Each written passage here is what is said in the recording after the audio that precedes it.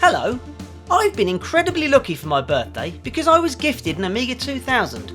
Now it doesn't work, but that's part of the fun, right?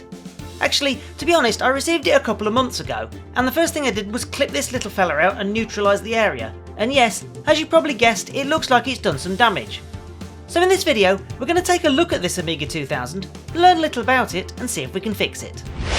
The Amiga 2000 was first released in March 1987, and was originally intended to be the big box version of the Amiga 1000. However, it was quickly redesigned to share most of its components with the Amiga 500, and in a lot of ways is like a big box Amiga 500, with a few exceptions. It came with 1MB of RAM, the final view coming out with the full enhanced chipset that the Amiga 500 Plus had. The Amiga 2000 was the first Amiga to allow you to plug in expansion cards internally, supporting no less than 5 Zorro slots, which allowed you to plug in a variety of cards such as SCSI cards, memory, network, graphics and serial port cards. There's also a dedicated CPU slot for accelerators and a dedicated video card slot often used for scan doublers or gen locks. At first glance, these slots here, which are ISA slots, seem a little strange. And like this, they aren't actually connected to anything. But with the A2088 bridge board, which adds IBM PC XT compatibility, these slots allow you to use PC ISA cards. So let's take a look at this A2000 I have.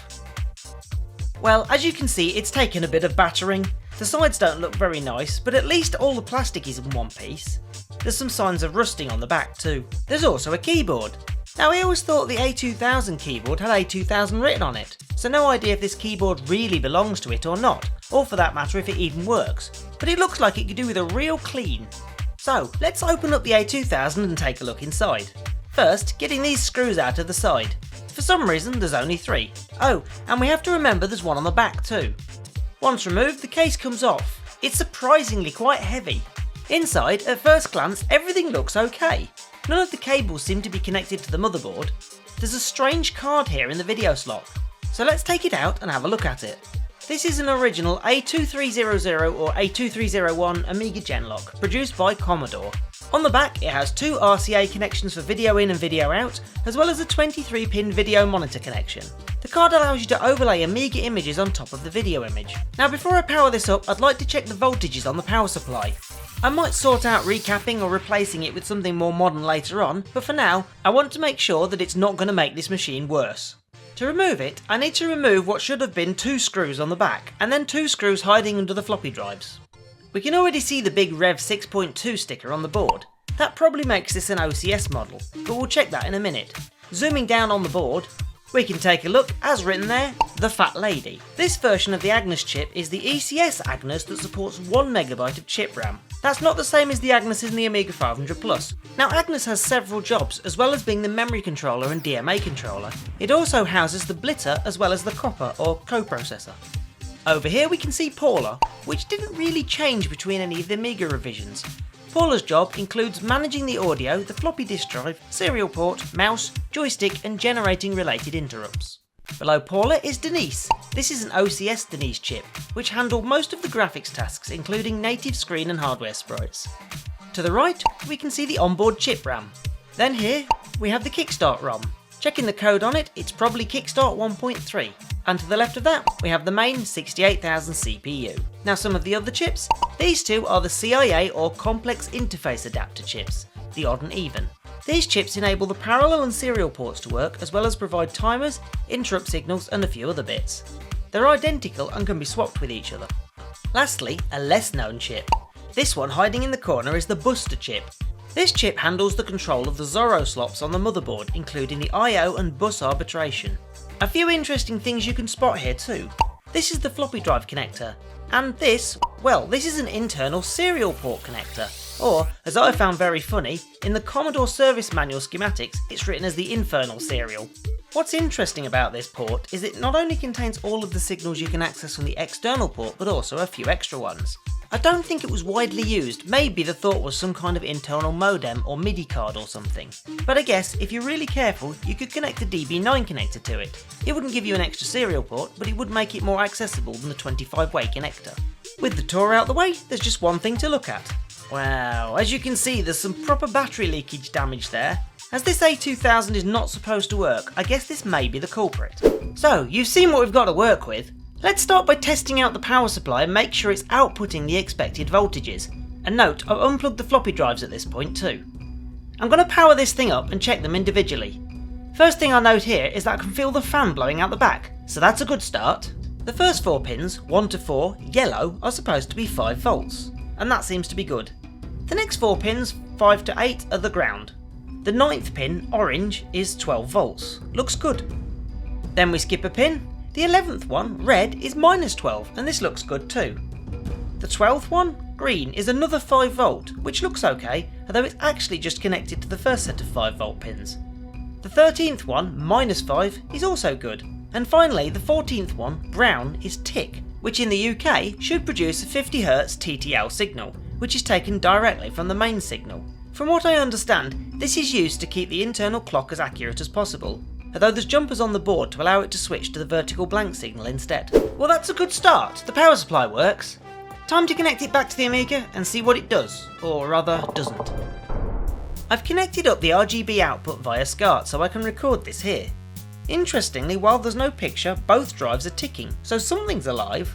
And inserting a disk into the drive on the right, which I'm guessing is DF0, it at least appears to be booting from it. As I was removing the A2000 from my desk so I could put down a new anti-static mat, I had an idea. I haven't tried the composite video output yet, so let's give that a go. Oh, we get a picture. Let's see if something boots. And literally the first disc I grab is the Megalo sound disc. Nothing. Let's try again. Okay, looks like there's some work needed on the floppy drive. But look at that, it booted. Wow, I wasn't expecting that. So let's do a more thorough test and see what works and what doesn't. This time I'm going to boot the Amiga Test Kit and test everything. This will give us an idea of the state of the machine. I'll put the disc in and... okay, I really need to get that floppy drive sorted, but for now, let's test out if that keyboard works. This is a good test. Not only the keyboard works, but the actual internal PCB wiring isn't damaged, so let's move on to the RAM.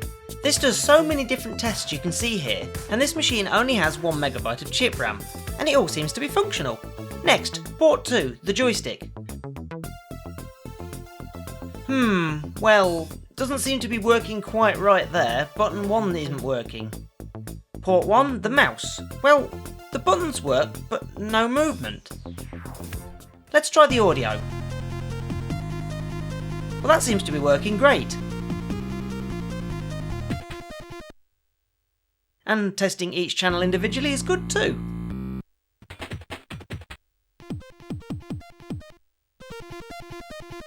Great. On to the video. Well, there's not much point in testing this, so we'll move on to the CIA timings. Interesting, we've got a few issues here, so either we've got a faulty CIA or is this track damage? Well, clearly this isn't as bad as I thought it was. We've obviously got some strange issues with the RGB port, and there must be some other issues on the board too. So, I guess the next step is to take a closer look at the motherboard. The first thing we need to do is get the PCB out of there, then we can take a closer look at the damage. There are a few screws holding the motherboard down, and these little plastic things, and there's this little hack you can do to remove these from the board. All you need is a pen like this one, which is the perfect size to fit over the end and push these little tabs in. It's still a little tricky, however.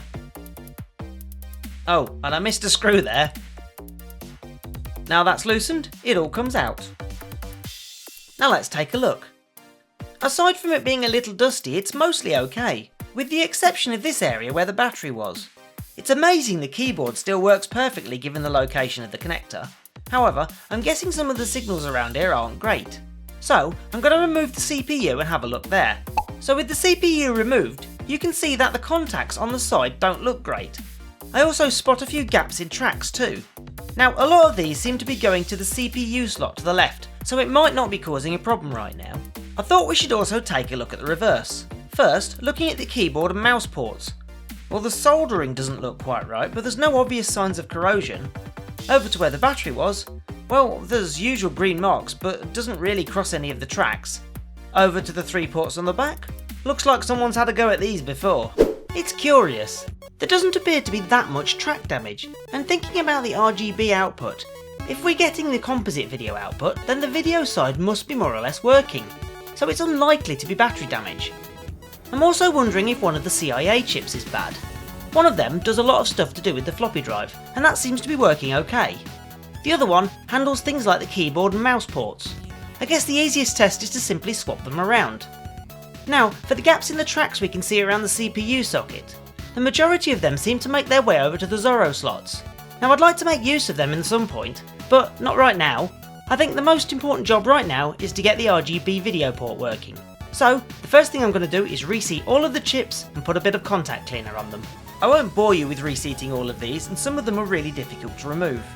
So, I'm booting with the RGB connection again, just in case, but it still doesn't work. So we'll switch to the composite video output again and rerun the Amiga Test Kit tests.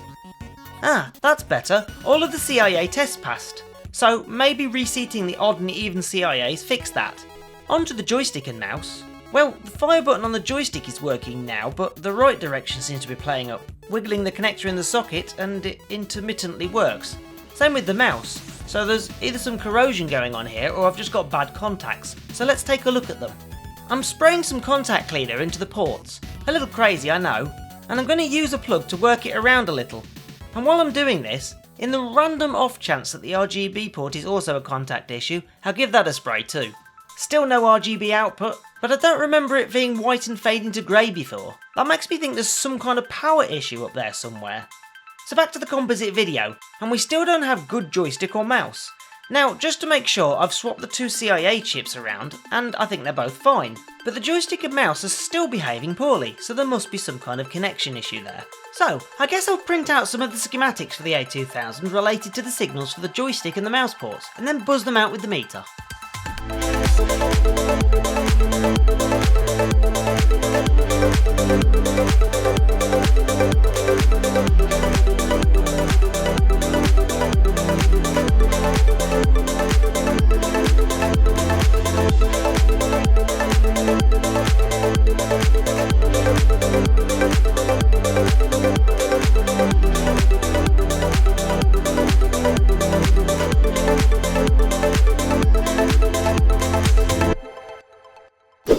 And I think I've found out possibly why the mouse isn't working.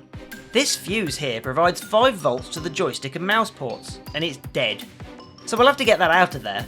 It's a little tricky, the solder is really old, but this desoldering gun works wonders. And once removed, I'll double check it. Yep, it's dead. This thing is called a pico fuse, and whilst it seems a little high marked as 4 amps, on the Amiga 500 they didn't even use a fuse. They used a half watt 4.7 ohm resistor. On the earlier Amiga 2000s they didn't use either. They're easy to get hold of, so I'll order some.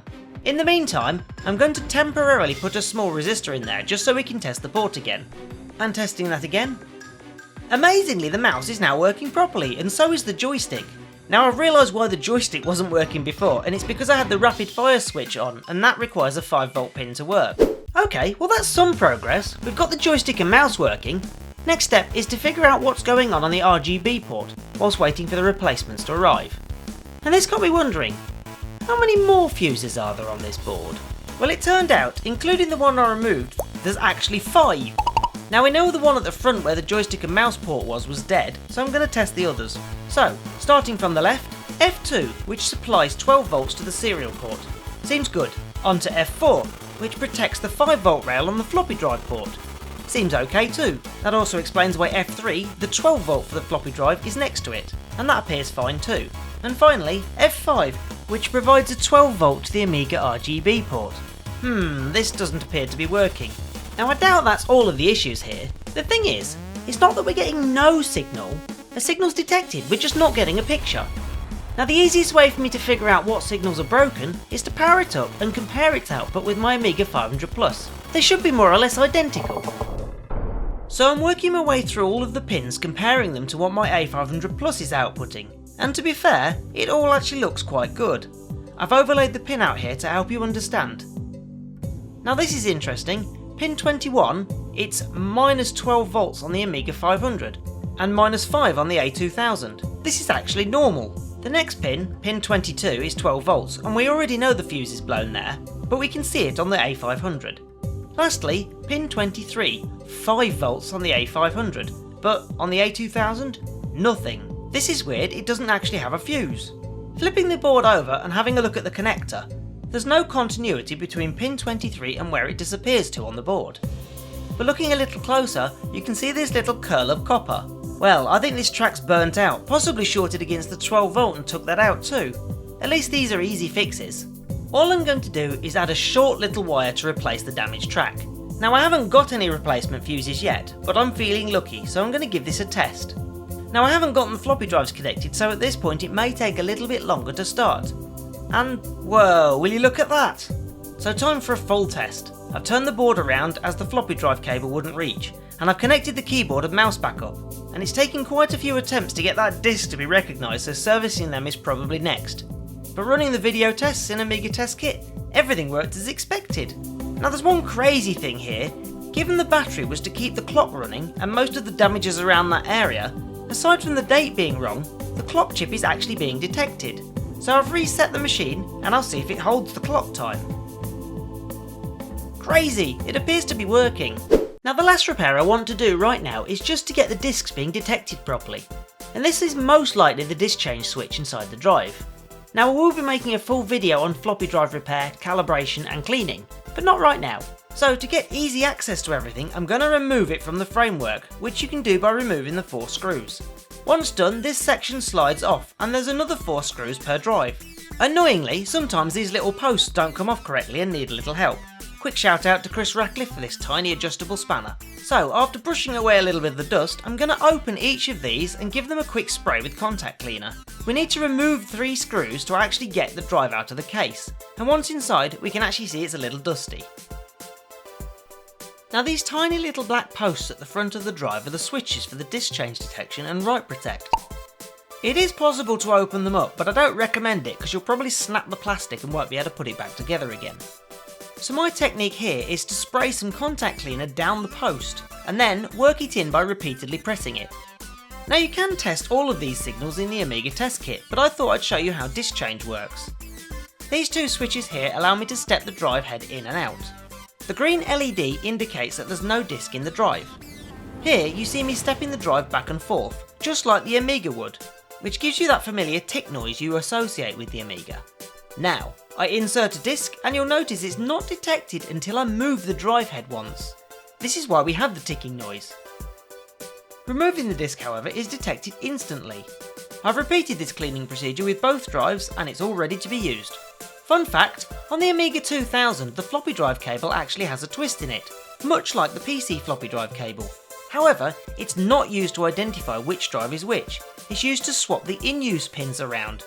If you get this cable the wrong way around, then the LEDs on both drives will light up when either is accessed. Crazy, eh? And as luck would have it, my replacement parts have arrived, so I'm going to solder them in.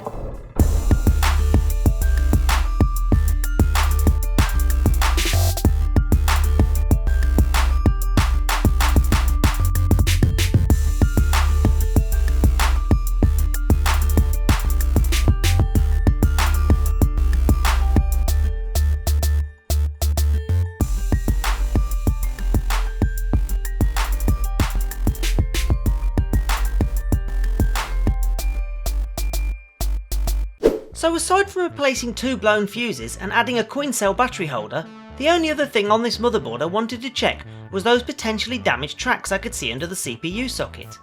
Amazingly, to my surprise, they're all good, and you can see it running behind me. Yeah, I know I should be using a CRT, but I don't have the right kind of camera to stop the flickering. And yes, I've put Kickstart 2.0 ROMs in too. I started my Amiga journey with the A500 Plus, so to me that makes sense. Now, the aesthetics look of the machine looks tired and needs sprucing up a bit to get it back to how it originally looks. So in the next video we'll do just that, and we'll install a few upgrades too. So if you don't want to miss that, hit the subscribe button and the notification bell now. I hope you found that interesting. Thanks for watching, and I'll see you in the next one.